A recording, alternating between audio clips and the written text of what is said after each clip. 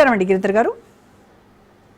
నమస్తే అమ్మా. నమస్తే గిరిధర్ గారు, ట్రంప్ భారత్ పై విధించినటువంటి ఈ 50% సుంకాలు ఏవైతే ఉన్నాయో ఇవి రెండు దేశాల మధ్య ఉన్నటువంటి ద్వైపాక్షిక సంబంధాలు ఎంతవరకు డ్యామేజ్ అయ్యేటువంటి ఛాన్స్ ఉందంటారు? అలాగే భారత్ అమెరికా మధ్య ఉన్నటువంటి వాణిజ్య సంబంధాలు ఏమాత్రం దెబ్బతినేటువంటి అవకాశం ఉంది?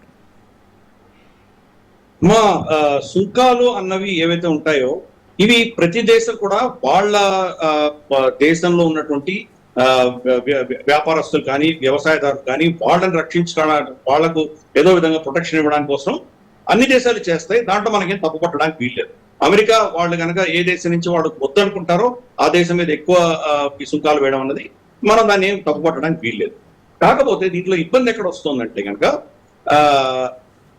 ఇంతవరకు భారతదేశం అమెరికా మధ్యలో ఉన్నటువంటి ఈ విధమైనటువంటి ఒక ఫ్రిక్షన్ ఉండేది. ఎందుకంటే వాళ్ళు భారత వ్యతిరేకమైన శక్తులకే ఎక్కువ వాళ్ళు ఒత్తాసు పలికేవాళ్ళు.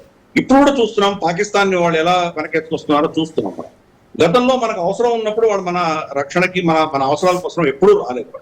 పైపెచ్చి మన శత్రువులకే వాళ్ళు ఎక్కువ పైసలు ఇచ్చారు. కాబట్టి అటువంటి ఇద్దరి మధ్యలో ఉన్నటువంటి ఈ యొక్క అవగాహన రాహిత్యం ఏదైతే ఉందో దాని నుంచి బయటపడడానికి గత 10-15 ఏళ్లుగా రెండు దేశాలు కూడా చాలా కష్టపడి దాన్ని మళ్ళీ ఒక విధమైనటువంటి మైత్రి పెంపొందించే దిశగా ప్రయత్నాలు చేస్తాయి. ఇప్పుడు డొనాల్డ్ ట్రంప్ చేస్తున్న ఈ విషయాల తర్వాత మిగిలిపోయినటువంటి ఆ నమ్మకం ఏదైతే ఉందో ట్రస్ట్ అంటాం అది నాశనం అవుతుంది. కాబట్టి సుంకాలు వేసినా దాన్ని రేపు తగ్గించినా, ఈరోజు 50% వేశారు, రేపు పుటిన్ తోటి మాట్లాడిన తర్వాత బహుశా దీన్ని తగ్గించవచ్చు, 20కో 30కో తగ్గించవచ్చు. తగ్గించినంత మాత్రాన అమెరికా మీద ఉన్నటువంటి నమ్మకం పోయింది భారతదేశం. అలాగే ప్రపంచంలో చాలా దేశాలకు ఆ నమ్మకాన్ని కోల్పోవడం అనేది చాలా పెద్ద తప్పిదం డొనాల్డ్ ట్రంప్ చేశారు. దాంతో ఈరోజు ఇబ్బందులు వస్తున్నాయి. సరే, ఒక దేశం మీద ఇన్ని ట్రంప్ టారిఫ్లు వేస్తున్నాను, ఇన్ని సుంకాలు వేస్తున్నాను చెప్తున్నాడు, కానీ ఏ దేశం మీద సుంకాలు వేశాడో మళ్ళీ ఆ దేశం నుంచి కొన్ని ఇంపోర్ట్స్ కి మినహాయింపు ఇచ్చాడు. భారతదేశం నుంచి చూస్తే ఫార్మస్యూటికల్స్ కావచ్చు, మనవి ఎలక్ట్రానిక్ కాంపోనెంట్స్ కావచ్చు, పెట్రోల్ డీజిల్, ప్రాసెస్ చేసినటువంటి పెట్రోల్ డీజిల్, వీటి మీద సుంకాలు లేవు. అంటే రమారమి 60% మన 50 నుంచి 60% మన వాణిజ్యం ఏదైతే వాళ్ళకి అమ్ముతున్నామో వాటి మీద మాత్రమే పడుతుంది. 40% ఎగ్జాంప్టెడ్ లిస్ట్ లో ఉంది. కాబట్టి ఈ ఏకపక్షంగా ఇవన్నీ చేయడం వల్ల అది దేశాలని అవమానించడం వల్ల, భారతదేశాన్ని కూడా అవమానంగా మాట్లాడడం అనేది ప్రతి దేశంలో అలాగే చేశాడు ఆయన. జెలెన్స్కీని అలాగే అన్నాడు, తర్వాత మనకు సిరిల్ రామ్ఫోసా మన సౌత్ ఆఫ్రికన్ ప్రెసిడెంట్ అలాగే అన్నాడు ఆయన. యూరోపియన్ యూనియన్ ని అలాగే కించపరిచాడు ఆయన. ప్రపంచంలో ఆయన అవమానించినటువంటి వ్యక్తి బహుశా మనకు దొరకవచ్చు. అలాగే కెనడాని ఏమన్నాడు, మీరు 51 రాష్ట్రంగా మా దేశంలో విలీనం అవ్వండి అని చెప్పి వాళ్ళని అవమానించారు. సో కాబట్టి ఇటువంటి పిచ్చి చర్యలు చేయడం వల్ల ఏమవుతుందంటే ఇమ్మీడియట్ గా ఇవన్నీ కూడా చాలా కాలంగా రమారమి 25-30 ఏళ్లుగా అనుసంధానమైనటువంటి ఎకానమీస్ అన్ని కూడా కొంత కంగు తినడం అన్నది వాస్తవం.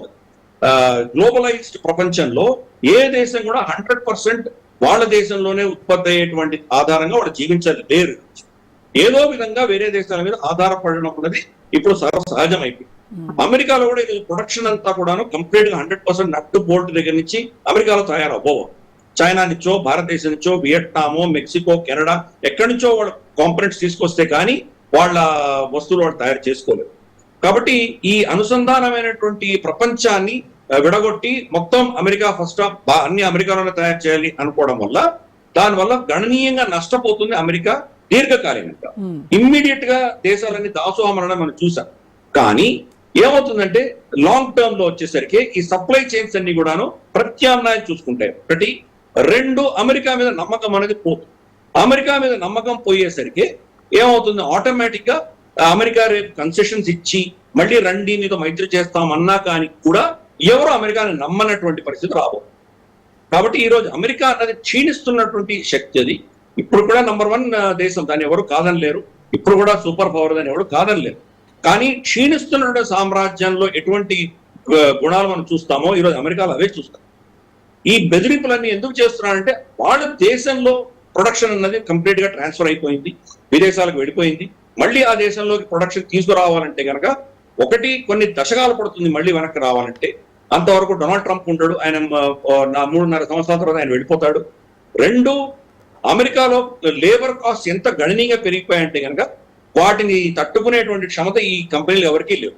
ఎందుకు యాపిల్ ఫోన్స్ చైనాలోను భారతదేశంలో ఎందుకు తయారు చేస్తున్నారు, అమెరికాలో ఎందుకు చేయట్లేదు అంటే రెండు కారణాలు. ఒకటి, వాళ్ళకి అక్కడంత లేబర్ ఫోర్స్ దొరకదు అమెరికా. రెండు, వాళ్ళకి ఇవ్వవలసిన జీతాలు చాలా విపరీతంగా ఉంటాయి. ఈ రెండింటి వల్ల వాళ్ళు తక్కువ ధరలో వాళ్ళు అమ్ముకోలేరు. కాబట్టి ఈ అంశాల వల్ల మొత్తం అక్కడి నుంచి ఇండస్ట్రీ వెళ్ళిపోయింది. కాబట్టి మళ్ళీ తిరిగి రావడం అనేది అసాధ్యం.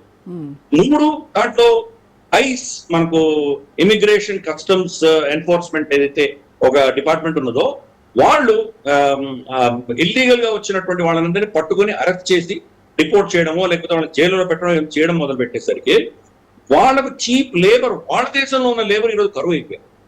మనం కథనాలు వింటున్నాం, మనం మినసోటా, తర్వాత మనకు ఫ్లోరిడా, చాలా స్టేట్స్ లో మనం వింటున్నాము. వాళ్ళ ఫార్మింగ్ అంటే మన వ్యవసాయం చేస్తున్నటువంటి ప్రాంతాలంతా కూడా వ్యవసాయంలో కావాల్సిన కూలీలు దొరకక వాళ్ళు వాళ్ళ పంటని కోయకుండా అలాగే వదిలేస్తారు. ఎస్పెషల్లీ టొమాటోలు చూస్తున్నాం. టొమాటోలు ఏంటంటే కనుక అది పంటకు రాగానే ఇమ్మీడియట్ గా పోయాయి. ఎందుకంటే చాలా తొందరగా నాశనం అయ్యేటువంటి ప్రోడక్ట్. అది పక్వానికి రాగానే, కోతకు రాగానే ఇమ్మీడియట్ గా కోయడానికి మనకు చాలా మంది లేబర్ కావాలి. ఎందుకంటే ఏదో మషిన్ తో కోయగలిగినటువంటిది కానీ కాదు. ఏ మెషిన్ టచ్ అయినా మళ్ళీ చిట్లిపోయి నాశనం అయ్యేటువంటి ప్రమాదం ఉంది. చేతితో కోయాలి. కాబట్టి ఆ కోసేటువంటి వ్యక్తులు లేరు. కాబట్టి చాలా మంది రైతులు ఏం చేస్తున్నారంటే దాన్ని కోసి దాన్ని అమ్మి దాన్ని ట్రక్కులో ఎక్కించి ఈ ఖర్చులన్నీ పెట్టి అమ్మితే గనక వాళ్ళకు వచ్చే గిట్టుబాటు ధర ఏదైతే ఉందో గిట్టుబాటు ధర రావట్లేదు. కాబట్టి దాన్ని అలాగే వాళ్ళ పొలాల్లో వదిలేసుకుంటున్నారు. ఇది ఈ రోజు ఉన్నటువంటి పరిస్థితి అమెరికాలో. అలాగే చాలా సుంకాలు మెక్సికో మీద, తర్వాత కెనడా మీద వేయడంతో వాటి ప్రత్యామ్నాయం చూసుకుంటున్నారు. పాల ఉత్పత్తి గతంలో అమెరికా నుంచి చాలా గణనీయంగా పాలు కెనడాకు వెళ్ళేవి, మెక్సికోకి వెళ్ళేవి.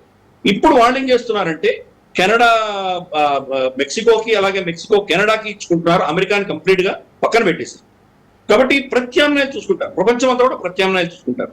ఈ రోజు చైనా మీద ఇన్ని టారిఫ్లు వేసిన తర్వాత గత క్వార్టర్ లో చూస్తే కనుక చైనా ఎక్స్పోర్ట్స్ యాక్చువల్ గా పెరిగినాయి, అమెరికాకి తగ్గినాయి.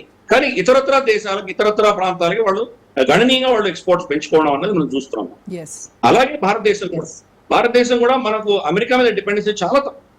మనకు అమెరికా మీద మన మొత్తం జీడిపిలో 2% మాత్రమే మనం అమెరికాకి ఎక్స్పోర్ట్ చేస్తాం. కాబట్టి మనకు దాంతో పెద్ద వచ్చేది ఏమి లేదు. ఇందాక నేను చెప్పినట్టు రమారమి 40 నుంచి 50% మినహాయింపులు ఉన్నాయి. మిగిలిన 50-60% మీద సుంకాలు పడితే కనుక బహుశా ఆగిపోవచ్చు, పర్వాలేదు, ప్రత్యామ్నాయాలు చూసుకుంటాం. ఎందుకంటే ప్రపంచవ్యాప్తంగా కూడా మనం 1.5-2% కంటే ఎక్కువ లేవు మన వాణిజ్యం అంతా.